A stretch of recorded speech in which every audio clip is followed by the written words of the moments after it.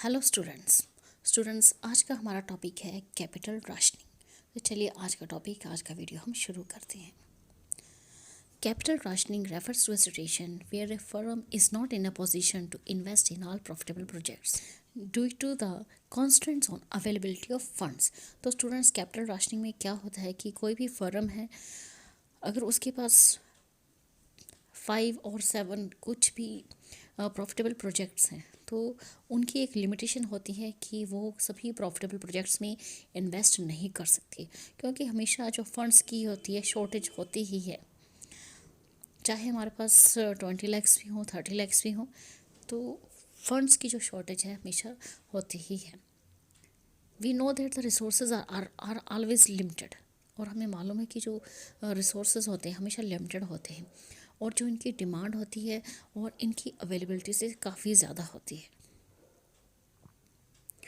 तो ये बिल्कुल भी सही नहीं है कि अगर मेरे पास 10 प्रॉफिटेबल प्रोजेक्ट्स हैं तो उन सभी में मेरे पास जितना भी फंड्स हैं मैं सारे उसमें इन्वेस्ट करता हूँ, तो ये बिल्कुल भी सही डिसीज़न नहीं है।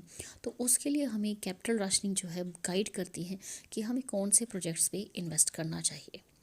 तो it is for this reason that the firm can not take up all projects though profitable. तो इस वजह से कोई भी फर्म है सभी प्रोजेक्ट्स को में इन्वेस्ट नहीं कर पाती, चाहे वो प्रॉफिटेबल ही हो, and has to select the combination of proposal that will yield the greatest profitability. तो इस तरह से फर्म को एक जो प्रपोजल है उनका एक कम्बिनेशन सेलेक्ट करना पड़ता है, जिसमें कि उनको ज़्यादा से ज़्यादा प्रॉफिटेबिलिटी मिले। चाहे कंपनी के पास बहुत सारे फंड्स ही क्यों ना हो, लेकिन जब भी हमें इन्वेस्ट करना है बड़ा ही सोच समझ के इन्वेस्ट करना पड़ता है प्रॉफिटेबल प्रोजेक्ट्स में, कि इन्वेस्ट करने के बाद भी आपके पास रिजर्व फंड्स हमेशा कंपनी के लिए रहने चाहिए। अदरवाइज़ कंपनी को काफ़ी सारी डिफ़िकल्टीज फेस करनी पड़ सकती हैं। तो चलिए यहाँ पर हम एक एग्जांपल देखते हैं जो कि हमें बताती है कि कैपिटल राशनिंग का यूज़ हम किस तरह से कर सकते हैं। Let us assume that a firm has only ₹10 lakhs to invest. मान लीजिए कि कोई फर्म है और उसके पास सिर्फ 10 lakhs हैं इन्वेस्ट करने के लिए, और इससे ज़्यादा फंड्स कंपनी प्रोवाइड नहीं कर सकती। लिमिटेशंस है फंड्स की हमारे पास ₹10 lakhs की ओनली।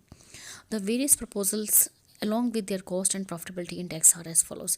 तो कंपनी के पास 5 प्रपोजल्स हैं और उनकी cost of project and profitability index are given.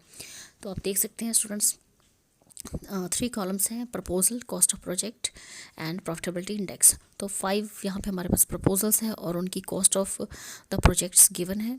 First का है 3 लाख, 1 लाख, 5 लाख, 2 लाख एंड 1,50,000, और उनके प्रॉफिटेबिलिटी इंडेक्स हमारे पास सामने हैं। देखिए 1.46, 0.098, 2.31, 1.32, 1.25।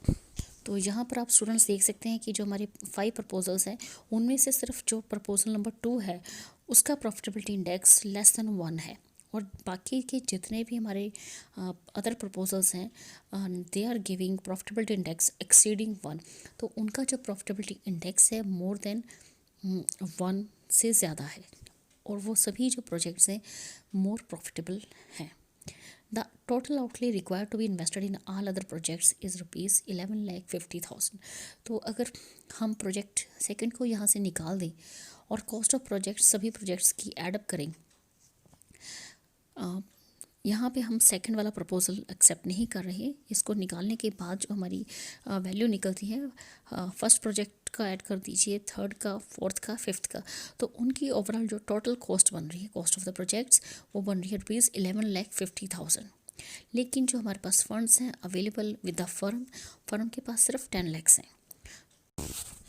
तो यहाँ पर हम यूज़ करेंगे कैपिटल राशनिंग का, जो कि हमें गाइड करेगी कि कौन से हमें प्रॉफिटेबल कम्बिनेशन ऑफ प्रोजेक्ट्स को चूज़ करना है with in a total cash outlay of ₹10 lakhs। तो 10 लाख हमारे पास लिमिट है कैश की, फंड्स की, तो उसको देखते हुए हमने यहाँ पर से अपने नंबर ऑफ प्रॉफिटेबल प्रोजेक्ट्स को चूज़ करना है। Project number 5 which has the lowest profitability index among the profitable proposal can not be taken. तो अगर आप हम ये देखें कि प्रपोजल 1, 3, 4, 5 जो हमने प्रोजेक्ट सेकंड हम ऑलरेडी रिजेक्ट कर चुके हैं, तो इसके बाद हमारे पास जो प्रपोजल्स हैं first, third, fourth and fifth. तो यहाँ पे जो हमारा 5वां प्रोजेक्ट है उसकी जो प्रॉफिटेबिलिटी इंडेक्स है as compare to others, first, third, fourth, काफ़ी लो है।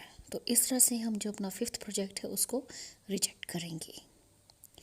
तो स्टूडेंट्स, ये था हमारा आज का टॉपिक, कैपिटल राशनिंग। तो स्टूडेंट्स, इस वीडियो में इतना ही। तो स्टूडेंट्स, अगर आपको मेरा वीडियो हेल्पफुल लगता है तो प्लीज़ मेरे चैनल को सब्सक्राइब कीजिएगा और साथ ही मेरे वीडियो को ज़्यादा से ज़्यादा लाइक, शेयर एंड कमेंट कीजिएगा। Thank you, thanks for watching.